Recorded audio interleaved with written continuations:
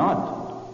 Yes, believe it or not, fascinating pages from the amazing radio sketchbook of that discoverer of dumbfounding, dizzyfying, diverse data. And here he is in person, Bob Ripley. Greetings, everybody, and welcome to my Believe It or Not radio auditorium. What's the Believe It or Not quiz question for our listeners today, Bob Ripley? Well, today I'm asking our listeners to tangle intellects with this little teaser, Gregory Abbott. Now, see if you can guess where in the world sneezing is a crime punishable by death. Are you serious, Bob? Is there really a place in the world where sneezing is punishable by death? Yes, there is, and I'll tell you where it is at the close of today's program. Okay. Now, what's the topic of your Believe It or Not dramatic sketch, Bob? It's about the scourge of mankind, lightning. Lightning. Say, we had a fellow who was a lightning detective on the program only a few weeks ago. That's right. His name was John Anderson. He certainly had some incredible stories about lightning. And today's sketch is the result of those stories. Oh, how come? Well, it's always been a great pleasure to me to receive Believe It or Not sent in by members of my radio audience, and very often I sketch them on the air. Well, before you present your Believe It or Not dramatic sketch, I'll bet our listeners would be interested in hearing about some of those other incidents that came in as a result of our last program on lightning. There were all sorts, Greg. One man wrote that he got a complete shave by a bolt of lightning. A woman said she received a permanent wave free of charge. And in Mobile, Alabama, lightning struck a moving streetcar. The flash completely penetrated the car, and when it leaped out the other end, it was found that none of the passengers were hurt, but that the lightning had rung up a 7-cent fare on the meter. Well, Bob, I'm sure we could go on listening to these lightning flashes for a long while. But I see it's time now for today's Believe It or Not dramatic sketch. All right, Greg. Today's sketch is the most unusual of all the lightning stories I've ever come across, and I'll present it in exactly 60 seconds. And now, back to Bob Ripley's Believe It or Not radio auditorium. Now, Bob Ripley, how about turning to your drawing board and sketching today's Believe It or Not drama for your listeners? All right, Gregory. Let me draw the scene for you. The time is August 1921. The place outside the little town of Larned, Kansas. Our scene opens in the living room of the home of Mrs. Lydia McFreeze. Her little daughter, Penny, is staring through a window, watching heavy drops of rain beat against the glass. Penny! Penny! Yes, Mother? Oh, there you are. Penny, what in heaven's name are you doing? Just watching the rain. Watching the rain? My land, Penny, you've been in here for an hour, and you haven't done a lick of housework. Now, what do you think you'll accomplish watching the rain? Parson James says the rain is Mother Nature's tears. She's crying for all the little children that are dying all over the world. That's an awful thought for Parson James to be putting in little girls' heads. It isn't an awful thought, Mother. Parson James says it would be terrible if Mother Nature didn't care about little children. Oh, he does, huh? What else has he been telling you? He says that lightning is old Grandpa Adam striking a match to light his pipe. Grandpa Adam? And you know what the thunder is, Mother? No, I don't, Penny. And what's more, I Parson think... James says it's the gnomes in the hills playing tenpins. How do you play tenpins, Mother? Well, I'm sure I don't know. But I do know I'm going to have a little talk with Parson James about this foolishness he's been putting in your head. My gracious. I can't imagine. Oh, goodness, it's getting late. Now, you get your nose on pressing that window pane and get to work, young lady. Penny, did you hear me? Yes, Mother. And while you're at it, I'm going down and have a talk with Parson James. Now, see to it that floor's washed when I come back.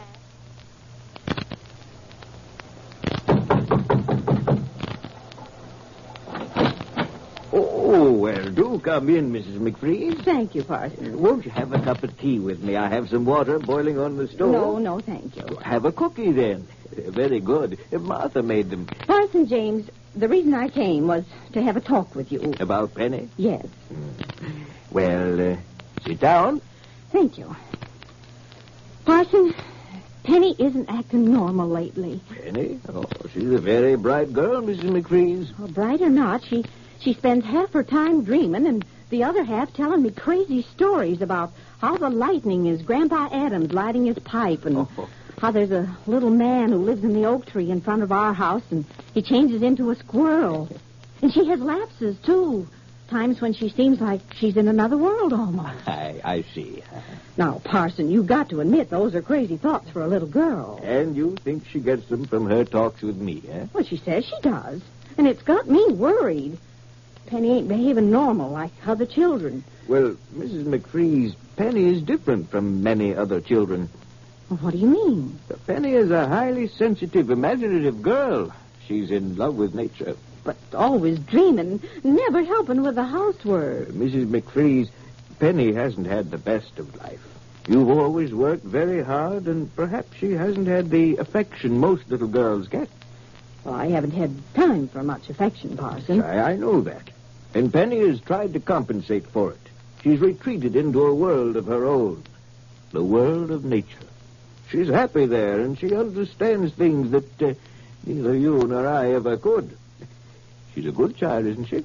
Yes, Penny's a good child. Well, then I wouldn't worry too much about her. Let her live in her dream world a while longer. The awakening comes all too soon for most of us. Well, maybe you're right, Parson. You know I am. Well, the sun seems to be breaking through again. Mm-hmm. I'll tell you, Mrs. McFreeze. When you get home, why don't you send Penny over to have a talk with me? Perhaps I can get her to see it from your point of view and help a little more with the housework. All right? Yes.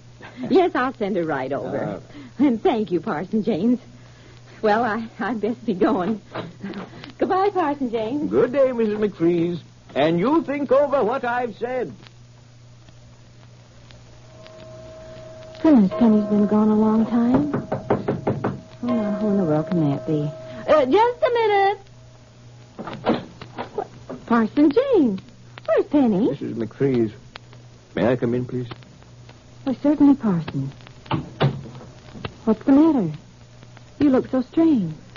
Mrs. McFreeze, sit down. Well, what's wrong? I want you to prepare yourself for a great shock. A very great shock. Tell me, for heaven's sake. Penny. It's Penny. I sent her over to your place and something's happened. What is it?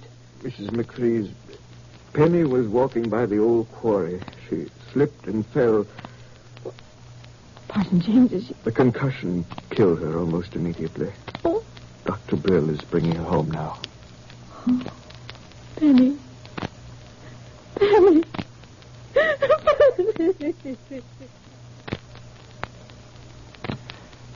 Penny McFreeze's funeral was held the next morning.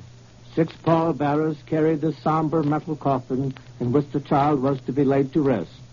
Parson James tried to comfort Mrs. McFreeze as they entered the cemetery and stood beside the grave.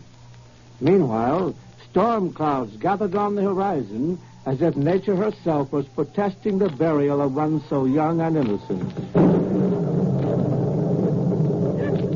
Let us pray. Our Father who art in heaven, we commend to thy loving care the soul of this little girl, Penny McFreeze. It is fitting that the rain and the wind and the thunder which she loved and understood so well are present at her burial.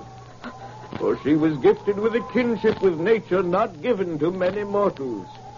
The elements were her companions. She understood them. She did not fear them. Her journey from life to death was a short one because she was from the first closer to God than any of us. Almighty Lord, let your elements sing her eulogy. Listen to the thunder. It's as if God has heard us. Lower the coffin.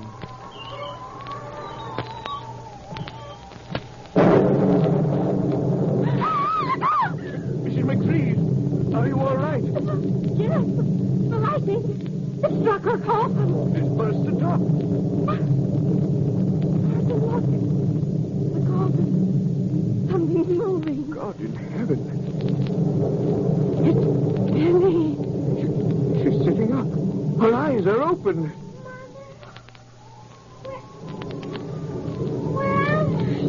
She's alive. Penny's alive. She's alive. It's a miracle. A miracle of God.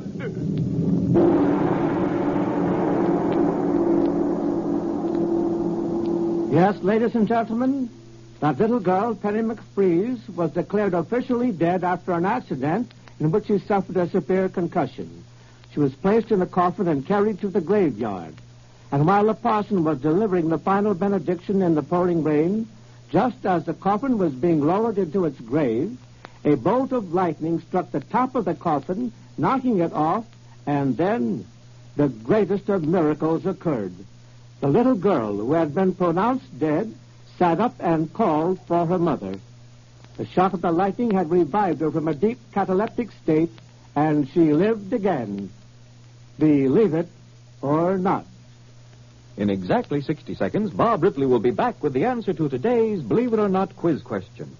All right, now, let's see how many of our listeners were able to guess the name of the place in the world where sneezing is a crime punishable by death. Bob, I just don't believe there is any such place.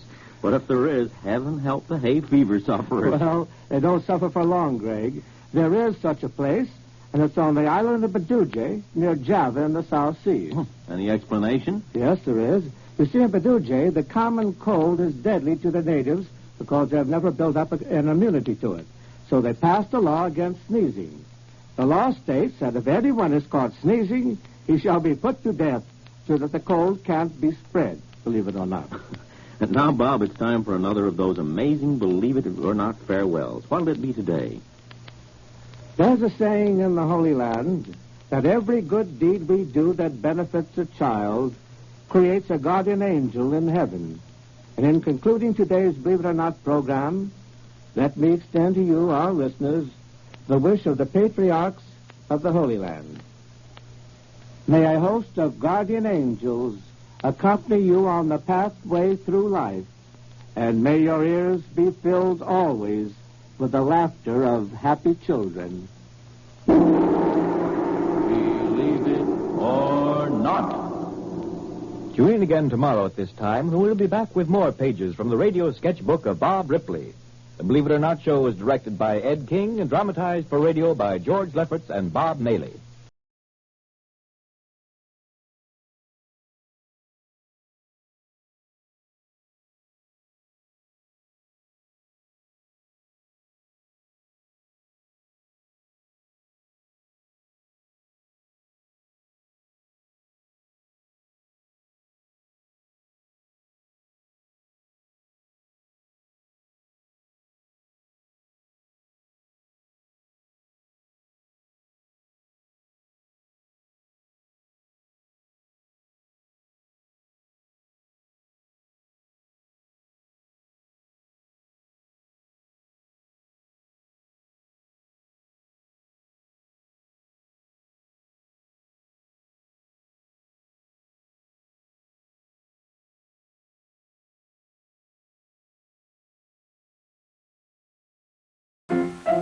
Let's all go to the lobby. Let's all go to the lobby. Let's all go to the lobby to get ourselves a treat.